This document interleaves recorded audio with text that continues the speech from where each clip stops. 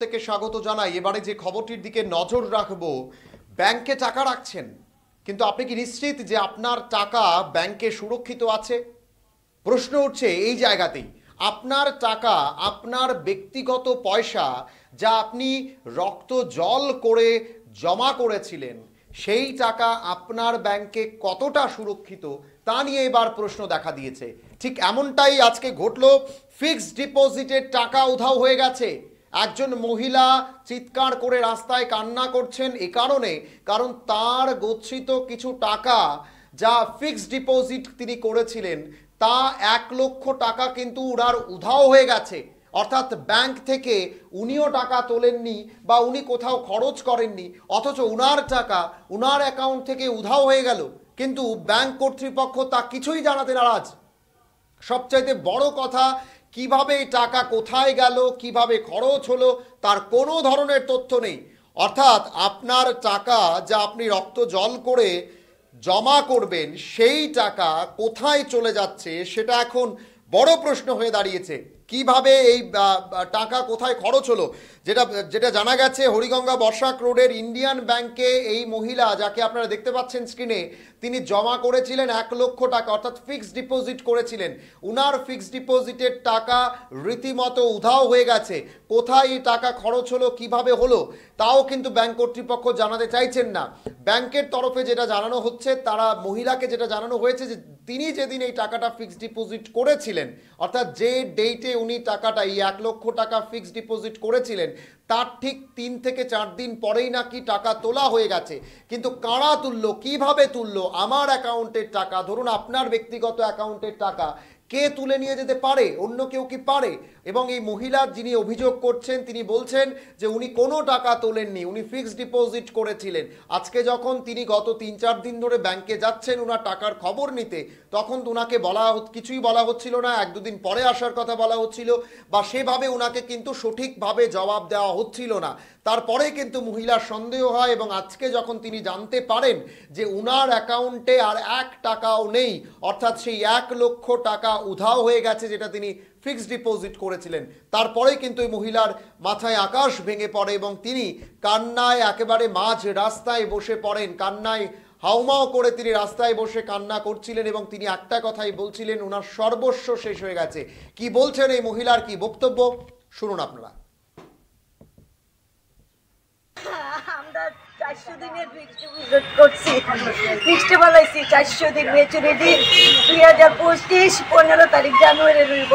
আমরা এতদিন পরে আইতাছি, পরে কইতেছে আজকে না কালকে সার্ভে ডাউন কে হইছি, জমা দেন, এটা করেন করতে। প্রথম দিন আইছি পরে আমরা কাগজটা দিয়ে আইছি, পরে এই কাগজটা আমরা কি তাইটা জেরক্স আমি কই আমরা তো আর দেওয়া হয়েছে না, ইডুই দেওয়া হয়েছে।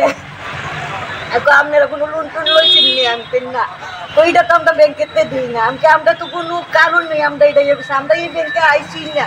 যেদিন ফিক্সড করে গেছি সেদিন ওই আইসি, আর মেচুর হয়েছে করে আইতাছি।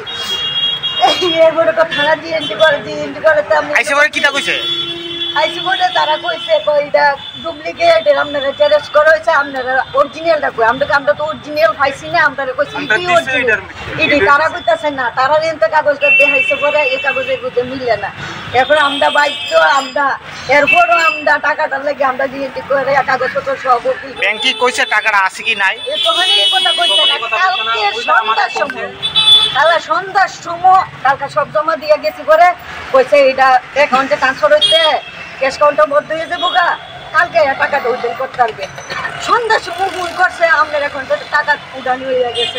কি কইরা উড়ানিও ওখানে কইছে আপনার আজকে আইসি পরে তারা সব কাগজপত্র বাই করেছে। 1 মাস পরে টাকাটা কেমনে উইথড্র হলো? ফিক্সড টাকা 400 দিন, এবং দেখেন এখন 1 মাস আগে তোলা হয়েছে। 1 মাস ডিসেম্বরের 12 তারিখ, 2023 এর ডিসেম্বর 12 তারিখ ফিক্সড করা হয়েছে। না 22 24 তারিখ জানুয়ারি